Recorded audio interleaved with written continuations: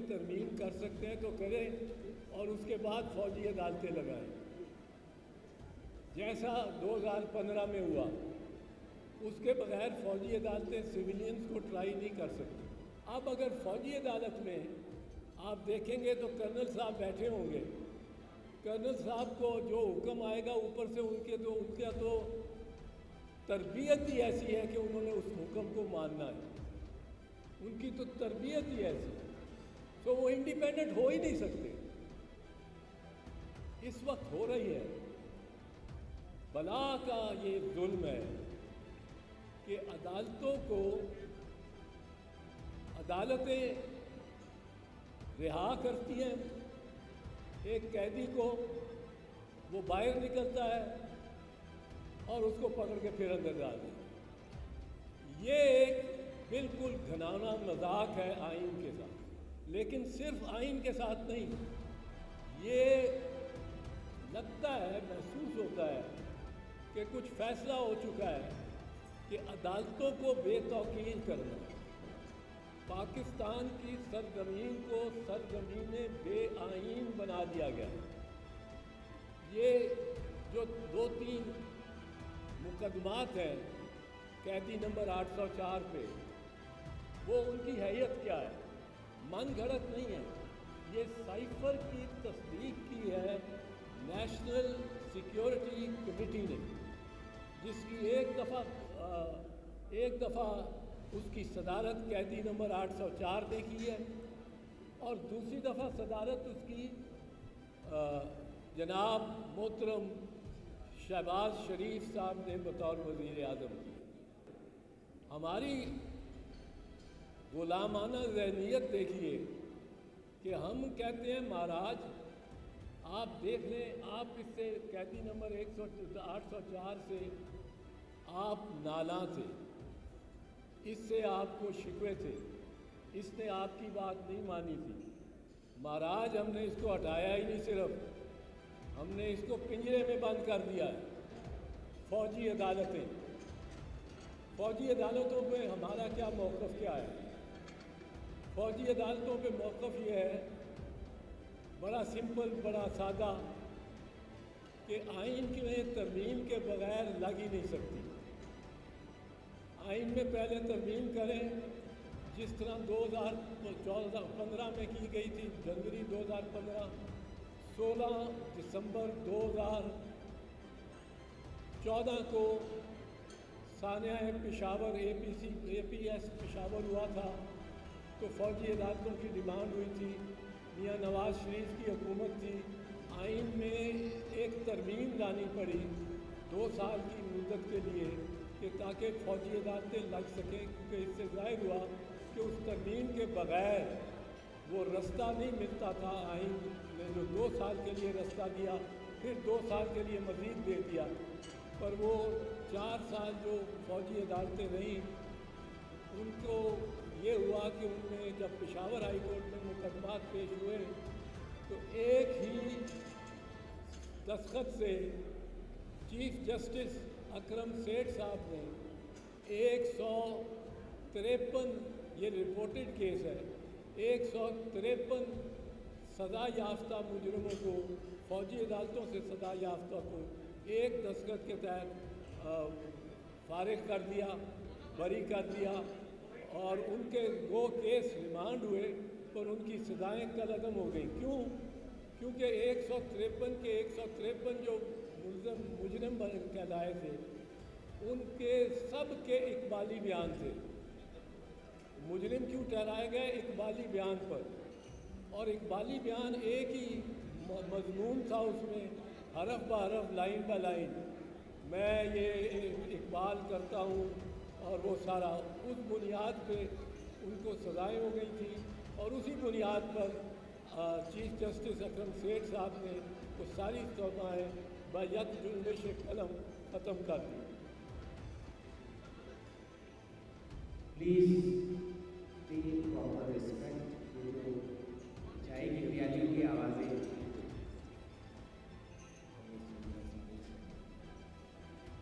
اچھا، اب اس میں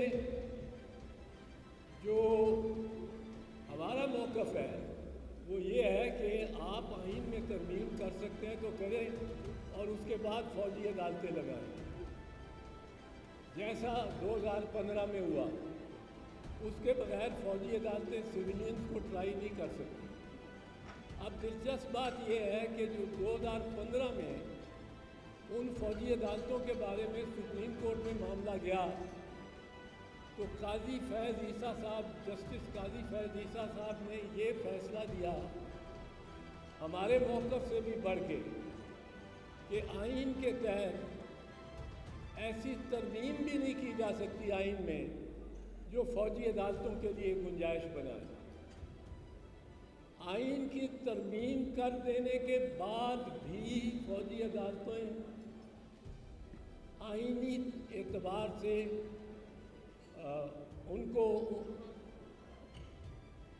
उनको तश्कील नहीं दी जा सकती।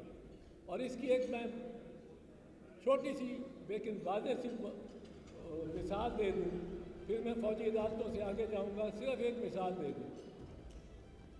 अदालत के लिए हमारे 20 सुप्रीम कोर्ट के फैसले हैं, सबसे ज़रूरी जो अहम अंसर अदालत में होना चाहिए वो ये है कि अदालत आज़ाद हो।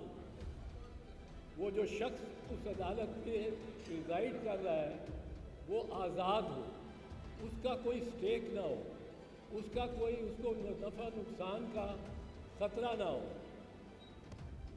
अब उसको कोई ट्रांसफ़र ना कर सकता हो, कोई तादीबी कार्रवाई उसके ख़िलाफ़ ना कर सकता हो मास्वाए हाई कोर्ट के, वो हाई कोर्ट के मातहत हो।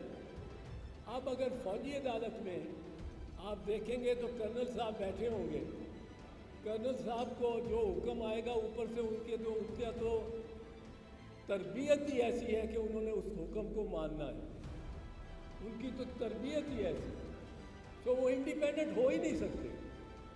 By definition therefore a military court is not a court, because the officer in the court is presiding in the court is under a discipline not of the High Court.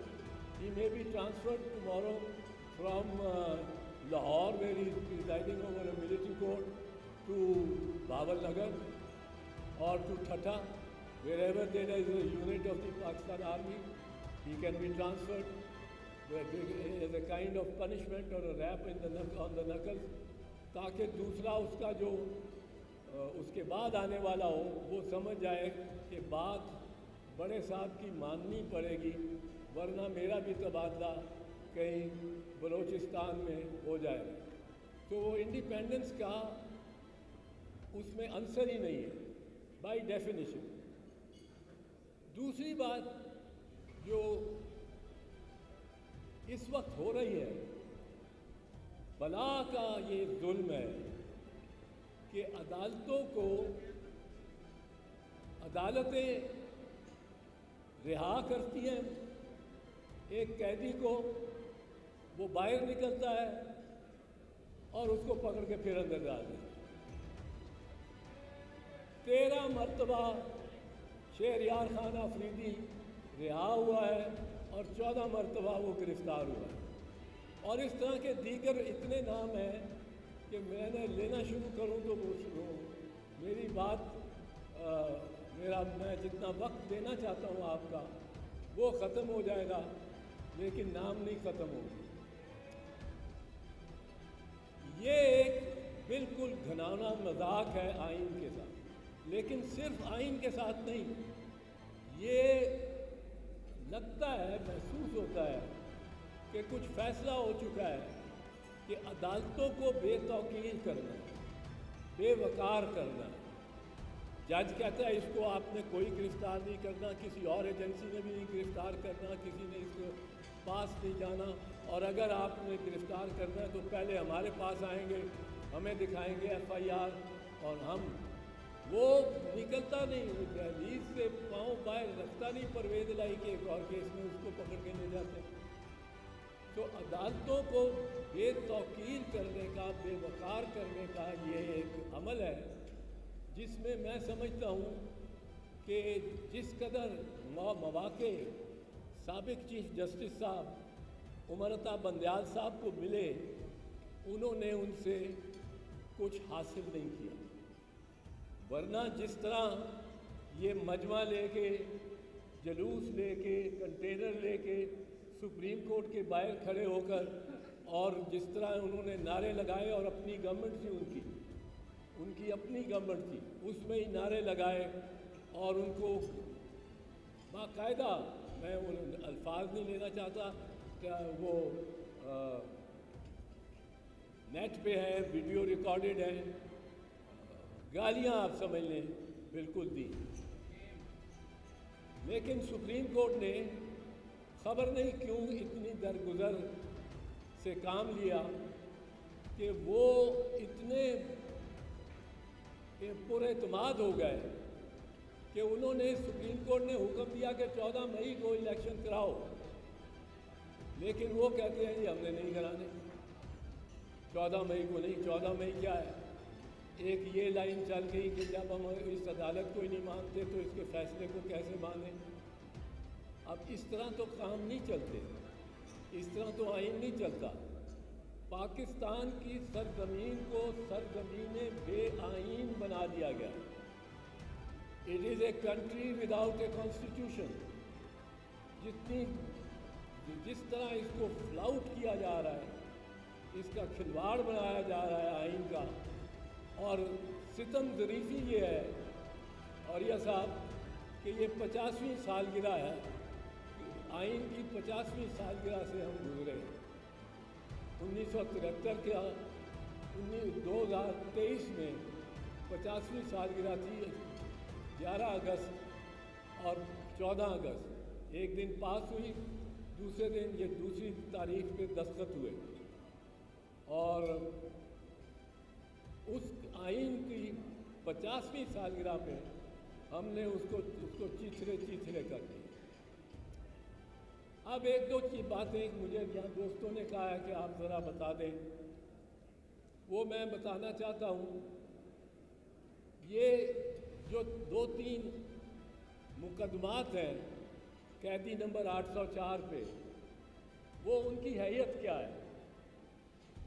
पहला लीजिए cipher, बड़ा चर्चा है cipher का। Cipher राज, सरकारी, हुकूमती, रियासती राज वो अफशा कर दिए, और वो पता नहीं जिस तरह न्यूक्लियर सीक्रेट्स नहीं किसी ने दे दिए हों, राज अफशा कर दिए। अब इसको ले साइफर को। साइफर एक मरासला होता है जो ज़्यादातर फॉरेन ऑफिस और जो वजारत ख़ारजा है उसका तरीका है कम्युनिकेशन का। उसमें कोड आ जाता है, हर 3 महीने बाद वो कोड बदलते हैं।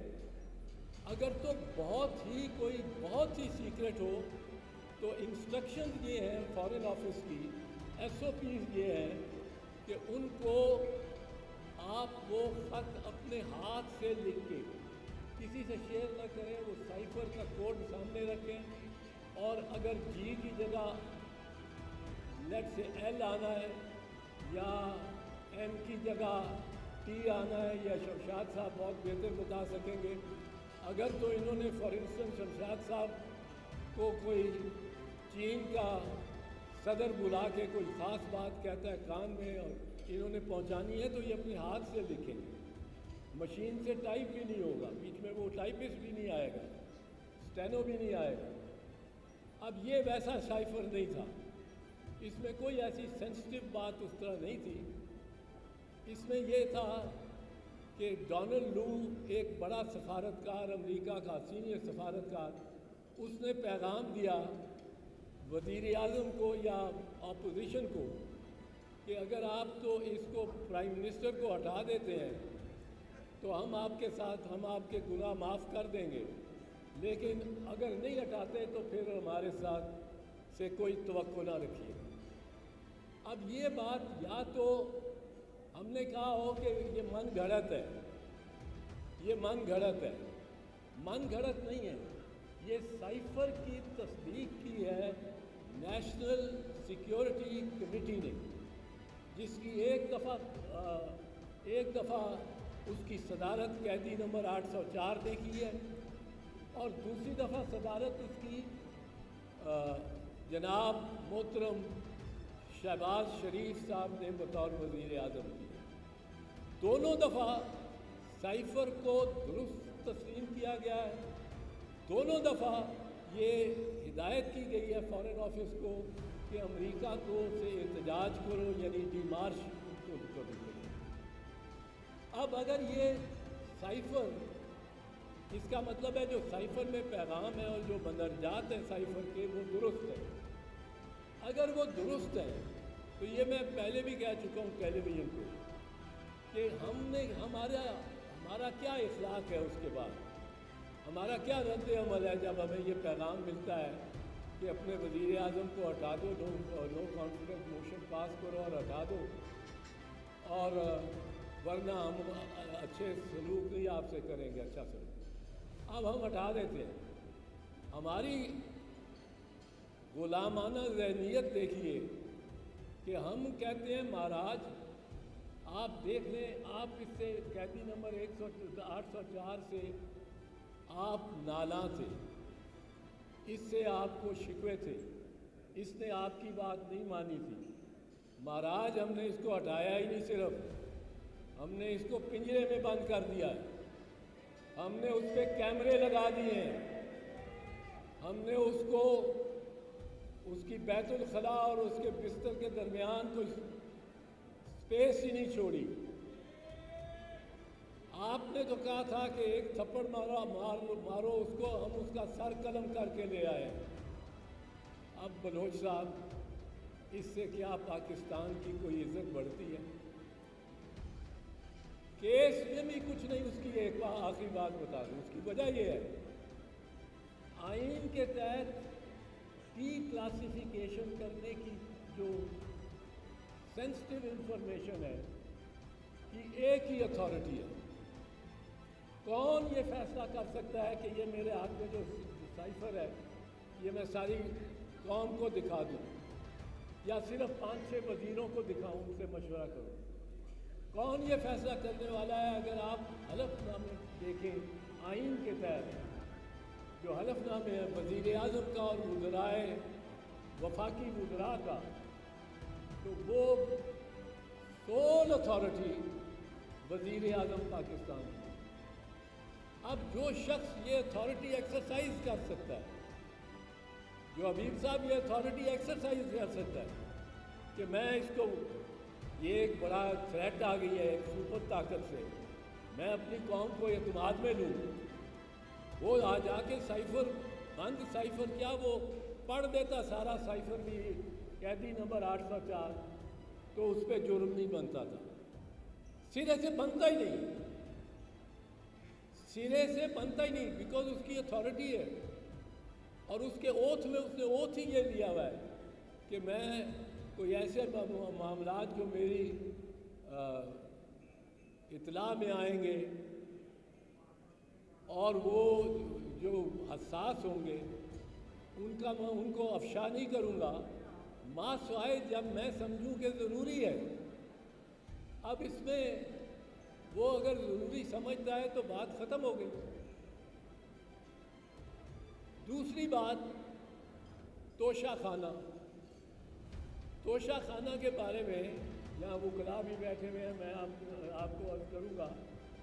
توشہ خانہ کے جو الزام ہے اس سے ایک بڑی سمپل، بڑی سادہ سی بات ہے. ایک ڈیفنس ہوتا ہے جو کہ سرکاری محکموں میں اگر آپ پہ الزام کوئی لگ جائے، فوجداری کوئی کسی قسم کا، آپ نے فائل پھاڑ دی ہے، آپ نے فائل شیڈر میں ڈال دی ہے، آپ کے ساتھ آپ نے کسی سے رشوت لے لی ہے، تو ایک ڈیفنس ہوتا ہے. رشوت میں تو نہیں لگے گا یہ ڈیفنس، میں پہلے کہہ دوں، پر آپ نے یہ غلط فیصلہ کیا ہے، آپ نے چونکہ غلط بنیاد رکھی ہے فیصلے کی، اس لیے جو عمارت جتنی بھی سریا بھی لے جائیں تو وہ کج ہوگی، وہ ٹیڑھی ہوگی. तो आप सेक्शन अफसर साहब या आप डिप्टी सेक्रेटरी साहब या आप सेक्रेटरी साहब, आपसे ये शुरू हुई है ये टेढ़ी इमारत और सारा पैसा लग गया रियासत का और आपने टेढ़ी बनाई। उसका एक डिफेंस होता है, वो होता है डिपार्टमेंटल प्रैक्टिस। अगर मैं साबित कर सकूं कि मेरे पे इल्ज़ाम जो लग रहा है ये तो डिपार्टमेंटल प्रैक्टिस है। डिपार्टमेंट जो है, अब मोहतरमा शहीद बेनज़ीर भुट्टो पे 1990 में जब हमारी हुकूमत फारिग हुई तो उन पे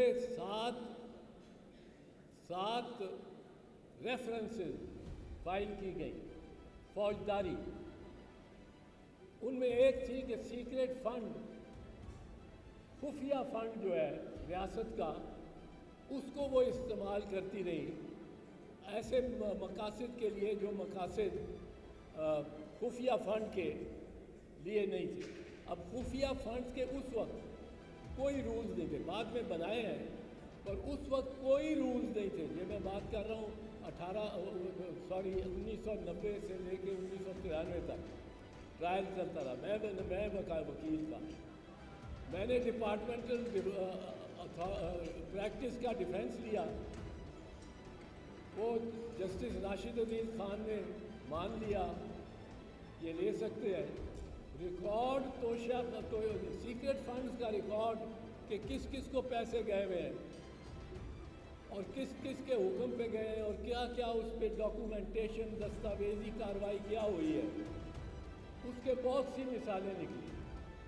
और वो बोरियों में कागज़ लेके आते थे और मैं और मेरे मुआवन वकील हम उस वक्त मास्क पहन के उन फाइलों को देखते थे, क्योंकि वो ऐसी फफूंदी सी उनमें से निकलती थी कि वो जुकाम लग जाता था।